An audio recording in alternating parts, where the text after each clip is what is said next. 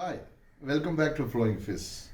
2025 பொங்கல் இந்த சீசனில், இந்த ஃபெஸ்டிவல் சீசனில் மொத்தம் 6 தமிழ் படங்கள் ரிலீஸ் ஆகிருக்கு. அதில் கிருத்திகா உதயநிதி, நம்ம டெபுட்டி சீஃப் மினிஸ்டரோட மனைவி, ஏற்கனவே அவங்க இயக்குனராக அறிமுகமான முதல் படம் வணக்கம் சென்னை. அது தொடர்ந்து காளின்னு ஒரு படம் எடுத்தாங்க. அப்புறம் பேப்பர் ராக்கெட்னு ஒரு ட்ராமா சீரிஸ் கூட பண்ணாங்க. சின்ன ஒரு இடைவெளிக்கு பிறகு, ஆஃப்டர் த ப்ரீஃப் பிரேக், அவங்க back as a writer director through Kadhalikka Neramillai. Mid 60s CV ஸ்ரீதரோட கைவண்ணத்தில் உருவான ஒரு ரோம்காம் தான் காதலிக்க நேரமில்லை. அந்த படம் ரிலீஸ் ஆகி சில்வர் ஜூப்ளி ஹிட். அது ரோம்காம்ங்கிற, அதாவது ரொமான்டிக் காமெடி, அந்த ஜானர் இப்போ தான் பிரபலம், இந்த வேர்டு, இந்த டெர்மினாலஜி. ஆனால் அந்த படம் ஒரு முழுமையான ரொமான்டிக் காமெடி, ரோம்காம். இப்போது நியூ மில்லினியத்தில் 2025 இப்போ இருக்கிற trend, love, breakup, incompatibility, double crossing, அப்புறம் extra affairs within love itself, not after marriage, before marriage itself, இது மாதிரி ஒரு ட்ரெண்டு நிலவர இந்த தருணத்தில் ஒரு வித்தியாசமான, டெலிகேட்டான, சென்சிட்டிவான, அதே சமயம் சென்சேஷனலான ஒரு கதைக்கருன்னு சிங்கிளாக சொல்லிட முடியாது. 2-3 சமாச்சாரங்களை எடுத்து நார்மலாக சொசைட்டியில் பேசுறதுக்கு தயங்குற, கொஞ்சம் யோசிக்கிற சில சப்ஜெக்ட் மேட்டரை திரைக்கதையில் அழகாக புனைந்து சிறப்பாக இந்த படத்தை உருவாக்கியிருக்காங்க கிருத்திகா உதயநிதி. அதாவது லிவிங் ரிலேஷன்ஷிப், அப்புறம் நடுவில் அப்போ அது அவங்களுக்குள்ளேயே இன்கம்பேட்டபிலிட்டி, சில ரீசன்ஸ்னால, அது போன்ற ரீசன்னால் பிரேக்கப் ஆகுது. அப்புறம் lack of space between the partners, possessiveness, இது மாதிரி பல காரணங்கள். இந்த படத்தோட மெயின் லேடி ப்ரோட்டகனிஸ்ட் ஸ்ரீயாங்கிற கதாபாத்திரத்தில் தோண்டி நடிச்சிருக்கிற நித்யா மேனன். ஏற்கனவே திருச்சிற்றம்பலம் படத்தில் நடித்து நேஷனல் அவார்டு வாங்கின ஒரு நடிகை அவங்க. ஸோ அவங்க மூர்த்தி சிறிதாக இருந்தாலும் கீர்த்தி பெருசுங்கிற மாதிரி ஷார்ட்டாக கொஞ்சம் சப்பியாக இருந்தாலும் performance wise she is great. சூப்பராக, ரொம்ப நேச்சுரலாக அவங்க பண்ணக்கூடியவங்க. மணிரத்னம் படத்துலேயும் நடிச்சிருக்காங்க, ஓ காதல் கண்மணியில். ஸோ அவங்க தான் ஷியாங்கிற கதாபாத்திரம் நடிக்கிறாங்க. ஒரு நபரோட அவங்களுக்கு ஒரு 4 வருஷமாக காதலில் இருக்காங்க. அவங்க ட்ரெடிஷ்னல் பேக்ரவுண்டு, வீட்டில் அந்த ட்ரெடிஷ்னல் பேக்ரவுண்ட், அந்த ஒரு பர்டிகுலர் ரிலிஜனை ஃபாலோ பண்ணுறவங்களுக்குரிய ஒரு டைலாக் ஸ்லாங்கை அவங்க அம்மா பேசுகிறாங்க. லக்ஷ்மி ராமகிருஷ்ணன் அந்த ரோலில் பண்ணியிருக்காங்க.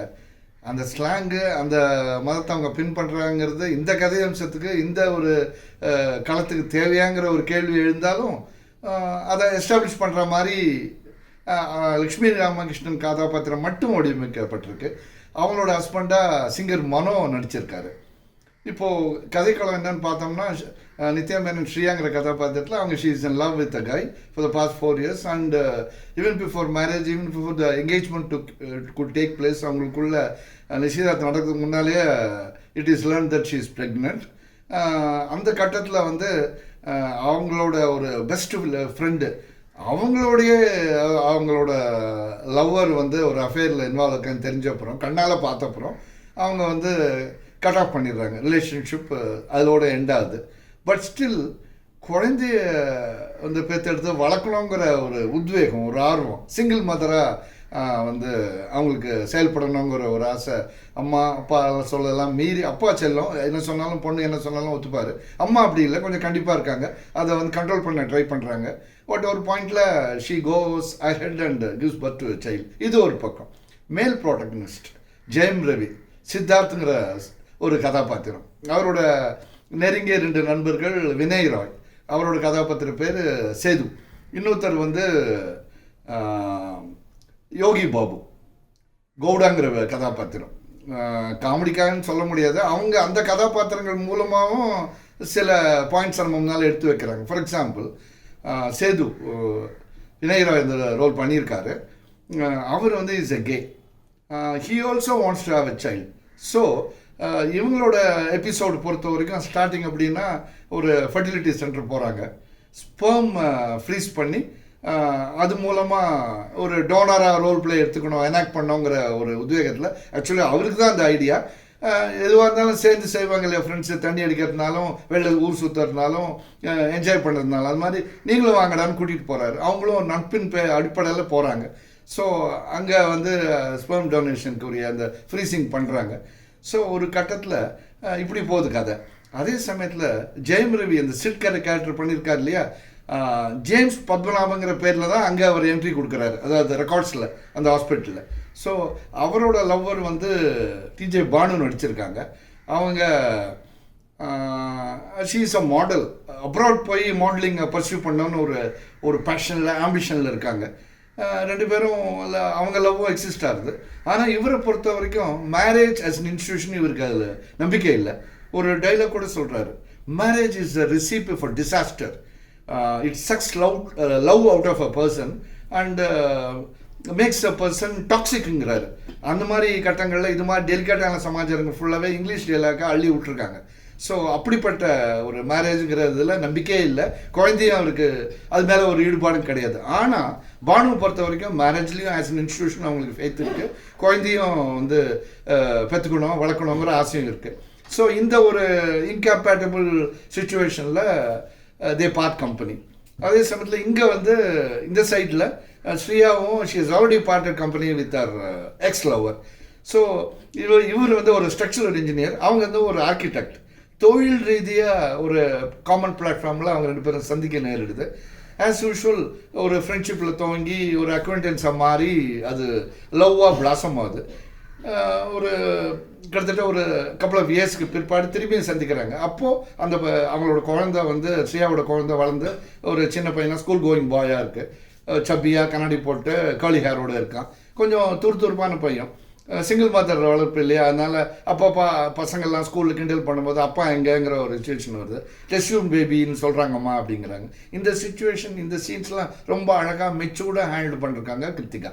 ஸோ ஒரு சிங்கிள் மதர் சொசைட்டியில் எப்படி பார்ப்பாங்க, ஒரு ஃப்ளாட்டில் இருக்காங்க, ஒரு கம்யூனிட்டி லிவிங்னு வச்சுப்போமே, அதில் வந்து அவங்களே சொல்கிறாங்க, அந்த ஸ்ரீயா கேரக்டர் சொல்கிறாங்க, சில பேர் என்ன டைவர்ஸ்ன்னு நினைக்கிறாங்க, சில பேர் வந்து விடோன்னு நினைக்கிறாங்க. அது மாதிரி ஒவ்வொருத்தர் ஒரு பர்ஸ்பெக்டிவில் அவங்க கண்ணோட்டத்தில் பார்க்குறாங்க.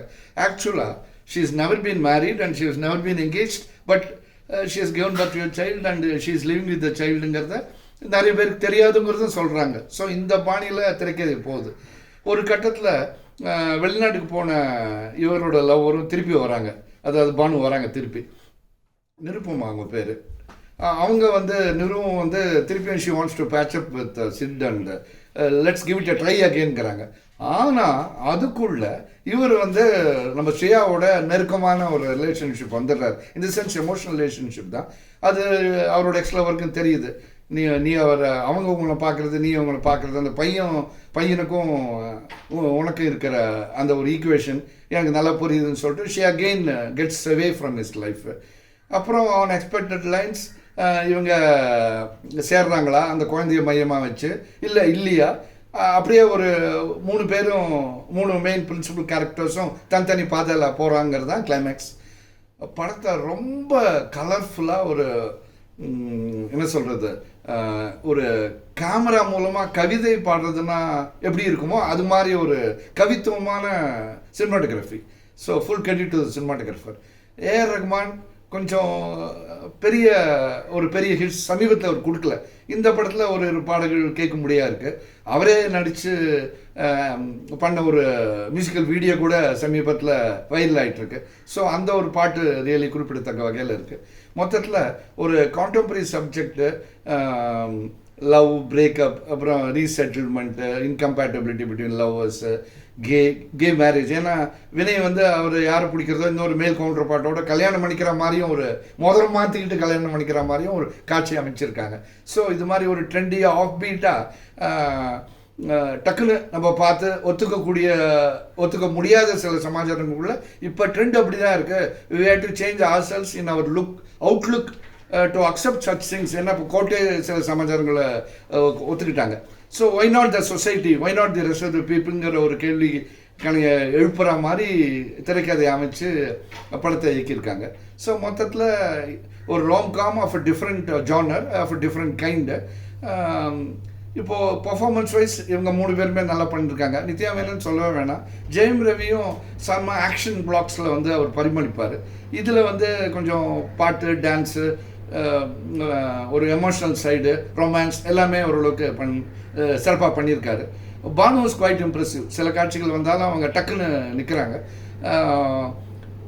ராயும் வந்து அழகாக பண்ணியிருக்கார். வினய் ராயும் அவருக்கு ஒரு ஸ்டைல் உண்டு, ஒரு ஸ்டைல் கோஷன், டால் ஆக்டர், ஒல்லியாக இருப்பார், நல்லா பண்ணியிருக்காரு.